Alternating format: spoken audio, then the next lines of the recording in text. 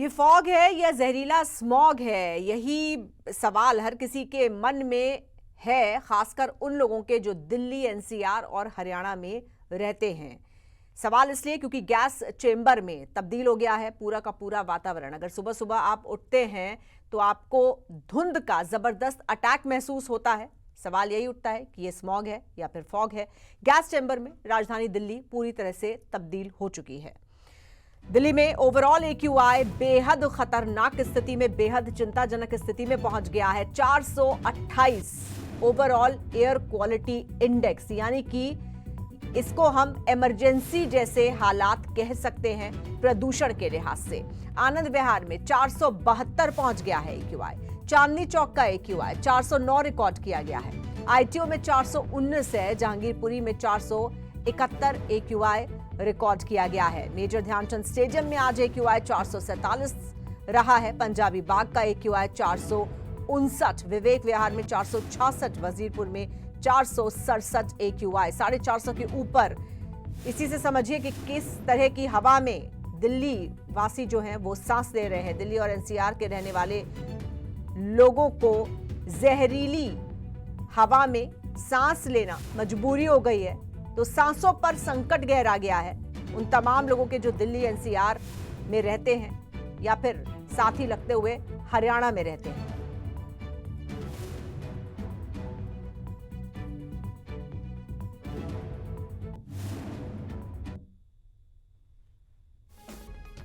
और ये देखिए क्या एक्यूआई कह रहा है, क्या कह रहे हैं आंकड़े। आज कहां का, दिल्ली के किस इलाके का कितना एक्यूआई रहा है।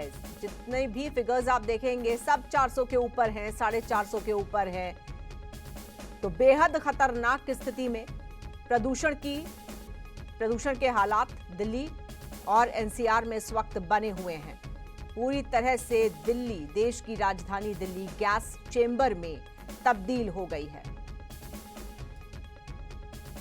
और ये आज के आंकड़े हैं, आज का एक्यूआई है। तो बहुत ही चिंताजनक स्थिति में प्रदूषण का स्तर दिल्ली वासियों के लिए।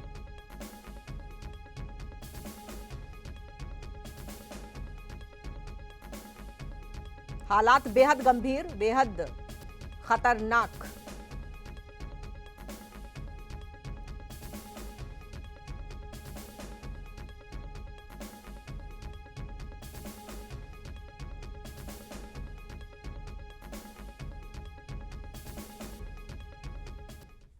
और इधर हरियाणा में भी स्थिति कुछ बहुत अच्छी नहीं है। हरियाणा में भी प्रदूषण का कहर देखा जा रहा है। चंडीगढ़ का एक्यूआई 418 रिकॉर्ड किया गया है। 400 के पार चंडीगढ़ का भी एक्यूआई है। गुरुग्राम का एक्यूआई 309 है। नूह में एक्यूआई 282, भिवानी का एक्यूआई 220 है। चरखी दादरी में 230 है। फरीदाबाद में 284, जींद में 229, करनाल में 202, सोनीपत में 280, अंबाला में 194 एक्यूआई रिकॉर्ड किया गया है। तो हरियाणा का एयर क्वालिटी इंडेक्स भी 400 के पार, चंडीगढ़ में 400 के ऊपर है जो एक्यूआई है। गुरुग्राम की बात करें तो 300 के ऊपर। तो चंडीगढ़ में दिल्ली जैसे हालात हैं प्रदूषण के मामले में।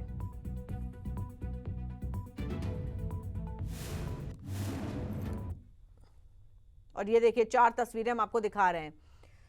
एक तरफ दिल्ली की तस्वीर देखिए, स्मॉग में डूबी हुई दिल्ली, यानी कि फॉग भी है और स्मोक भी है, यानी कि धुआं भी है, प्रदूषण भी है। चंडीगढ़ में घना कोहरा, कोहरा क्या यहां भी स्मॉग ही कहेंगे क्योंकि 400 के पार है यहां का भी एक्यूआई। तो यहां भी हवा में घुला हुआ जहर और साथ ही कोहरा। भिवानी में देखिए विजिबिलिटी कितनी ज्यादा प्रभावित हुई है धुंध के चलते। और चौथी तस्वीर नूह की, यहां भी धुंध छाई हुई है।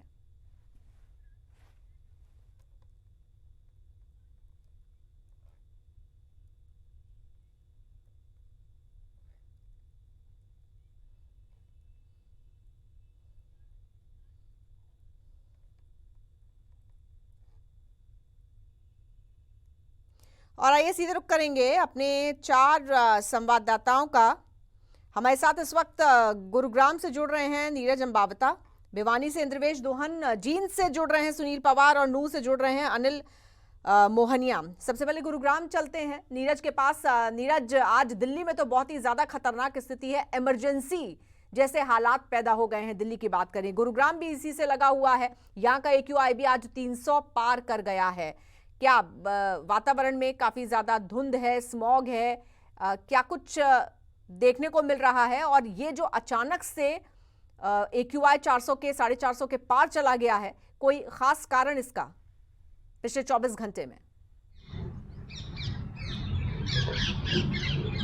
जी बिल्कुल, देखिए लगातार हम जो है हर रोज इस पर बात करते हैं कि आखिरकार ये जो स्मोक की चादर है ये पूरे दिल्ली NCR को ढके हुई है और दिल्ली लगातार जो है गैस का चैम्बर बना हुआ है। तो आज भी जो है इसी तरह के कुछ AQI के आंकड़े कहीं ना कहीं दर्शाते हैं कि दिल्ली NCR सहित गुरुग्राम में भी लगातार पोल्यूशन है। और अगर हम आज के मौसम की बात करते हैं तो धुंध के साथ साथ कहीं ना कहीं पोल्यूशन की सफेद चादर छाई हुई है और यही कारण है कि AQI लेवल बढ़ा है। तो वही अब लोगों को जब सुबह लोग उठते हैं और घरों से बाहर निकलते हैं तो आंखों में जो है दर्द होता है, जलन चुभन की शिकायतें हैं, सांस लेने में काफी परेशानी लोगों को हो रही है क्योंकि लगातार पोल्यूशन लेवल बढ़ रहा है। और अगर इसके पीछे के कारणों की बात करें या फिर मायनों की बात करें, क्योंकि अमूमन तौर पर नवंबर या दिसंबर और सितंबर इन 3 महीनों में जो है ज़्यादा पोल्यूशन बढ़ता है। और इस पोल्यूशन के कई जो है वो कारण है, चाहे पराली जलाने का हो, पोल्यूशन का हो, हवा का कम तेज चलना हो या फिर जो है धूप ना निकलना हो। इसके अलावा डीजल वाहन, डीजल से चलने वाले तमाम उद्योग या फिर धूल उड़ना या कंस्ट्रक्शन साइट का होना। लेकिन एक कारण अगर हम पिछले 2 दिनों की बात करें तो देव उठने का त्योहार था और इस दिन से शुरुआत हुई थी शादियों की, जमकर आतिशबाजी हुई थी और कल भी कुछ इसी तरह का जो है कहे कि बड़ी संख्या में जो है शादियां हुई थी। तो उनकी जो आतिशबाजी है वो भी एक कारण माना जा सकता है। लेकिन अमूमन नीरज, जिस तरह के हालात अब पैदा हो रहे हैं ये तो बहुत ज्यादा गंभीर हालात हैं, इनसे निपटा कैसे जाएगा? बड़ा सवाल ये है क्योंकि आम आदमी हद से हद ये कर सकता है कि वो मास्क लगा सकता है, लेकिन मास्क से भी कितना बचाव हो जाएगा जब चारों तरफ आपके इतना ज्यादा प्रदूषित वातावरण है। जिनको काम पर निकलना है वो काम पर जाएंगे, घर के अंदर नहीं बैठा जा सकता है। तो ऐसे में क्या सरकार और प्रशासन इस स्थिति को उतनी ही गंभीरता से ले रहा है जितनी गंभीर स्थिति है?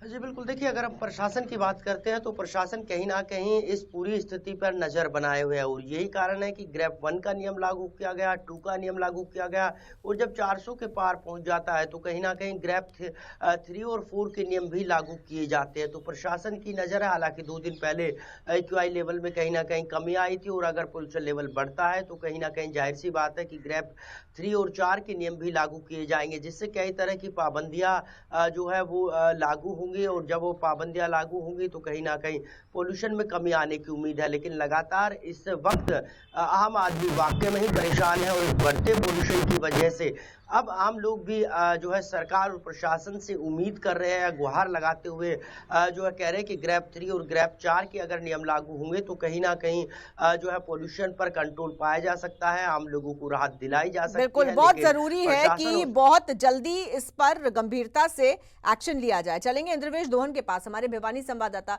भिवानी में आज विजिबिलिटी काफी कम रही इंद्रवेश सुबह, क्या कह रहा है वहां का AQI? क्या काफी ज्यादा वायु में प्रदूषण वहां भी?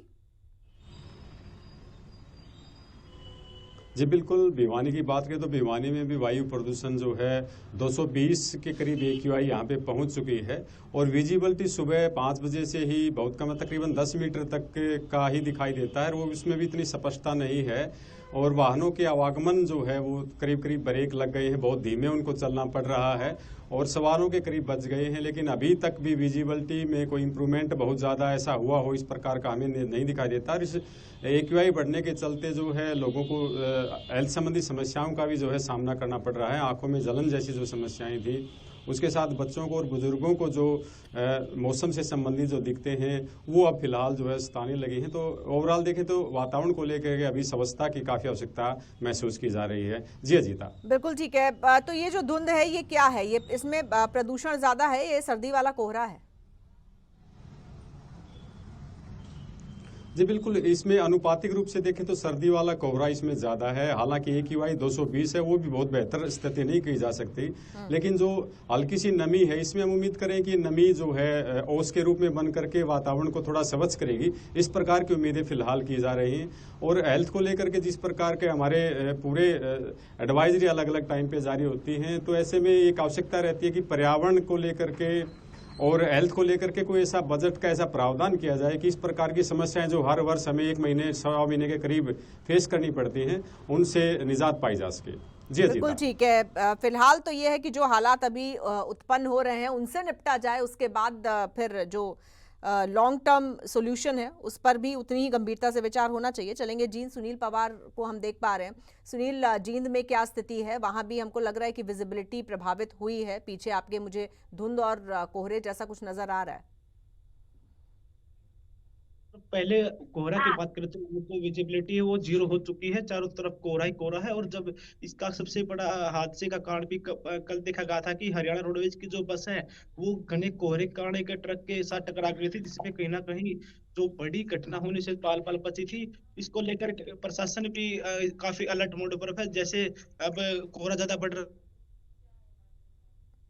लगाई जाती है, वो उसको भी लगाया जा रहा है। तो एक दूसरे का अगर प्रदूषण की बात करें तो जींद शहर का एयर क्वालिटी इंडेक्स 225 के पार जरूर पहुंच चुका है। और कहीं ना कहीं चिंता का विषय है कि लोग जब घरों से बाहर निकलते हैं तो उनको दोहरी परेशानी से जूझना पड़ रहा है। पहले वो सिर्फ प्रदूषण से ही जूझ रहे थे, लेकिन अब कहीं ना कहीं कोहरे की ज्यादा बढ़ने से कोहरे और प्रदूषण से दोनों की मार से अब उनको झेलना पड़ रहा है। लोगों की आंखों में जल रही है और साथ ही सांस लेने में परेशानी भी उनको उठानी पड़ रही है। इसको देखते हुए प्रशासन भी सख्त अपने नीति अपनाया हुआ है। और दूसरी तरफ स्वास्थ्य विभाग है वो भी इसको लेकर अलर्ट मोड पर है। जहां स्वास्थ्य विभाग की बात करें तो आमजन के लिए भी गाइडलाइन जारी की गई है कि इस बेहद ही खराब स्थिति की प्रदूषण के स्तर पर आप अपने जहां तक हो सके सुबह शाम जो घरों से बाहर निकलकर आप शेयर करते हो उसको बंद करें। और जहां तक हो सके जो दमा के रोगियां हैं और जो सांस लेने के रोगियां हैं वो इस बेहद ही गंभीर स्थिति के अंदर कारण अपने घरों के अंदर ही रहे। और छोटे बच्चे होते हैं उनको भी अपने घरों के अंदर ही रखे जब तक मौसम ठीक नहीं हो जाता, जब तक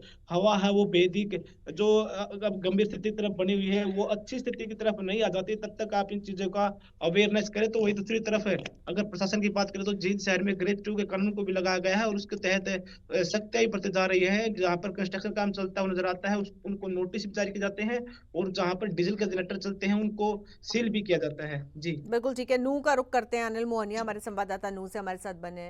अनिल, नूह में भी स्मॉग है? बिल्कुल, नुहू की हम बात करें, नुहू में भी स्मॉग देखने को मिल रहा है। जिस तरीके से आज हम हवा की गुणवत्ता की बात करें तो 282 के करीब है हवा की गुणवत्ता। तो कह सकते हैं कि पिछले कई दिनों से जिस तरीके से हवा की गुणवत्ता खराब होती जा रही है और आज स्मॉग भी देखने को मिल रहा है, जिसे कोहरा या स्मॉग दोनों कह सकते हैं।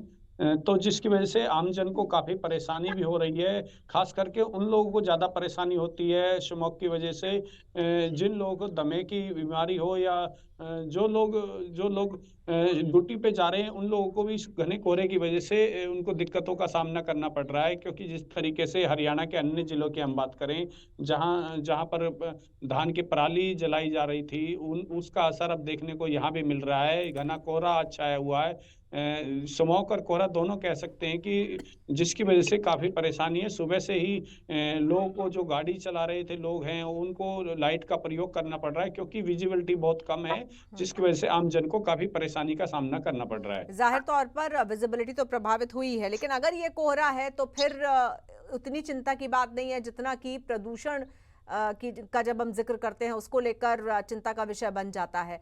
तो यहाँ पर नूह में कोहरे का असर ज्यादा है या फिर प्रदूषण का असर ज्यादा है? अनिल, बिल्कुल दोनों ही कह सकते हैं कि दोनों ही चीज देखने को मिल रही है। प्रदूषण की बात करें तो हवा की गुणवत्ता यहाँ पर 282 के करीब है और कोहरा भी है, दोनों चीज देखने को मिल रही है और जिसका असर आमजन को भी देखना मिल रहा है। कोहरे की बात करें तो कोहरा नवंबर के दूसरा सप्ताह है और इतने जल्दी कोहरा नहीं आ सकता। अभी क्या कोहरा है या फॉग जो ये स्मॉग है इसकी वजह से ही इतना सारा जो विजिबिलिटी बहुत कम हो गई है। वो अब ये देखना है कि यदि 2-3 दिन इसी तरीके से रहता है तो कोहरा कह सकते हैं, नहीं तो फिर ये स्मॉग ही कहलाया जाएगा। बिल्कुल ठीक है। फिलहाल बहुत शुक्रिया आपका हमारे साथ जुड़ने के लिए। तो नीरज आपका भी धन्यवाद और इंद्रवेश आपका भी बहुत बहुत शुक्रिया। सुनील आपका भी धन्यवाद। अनिल आपका भी शुक्रिया।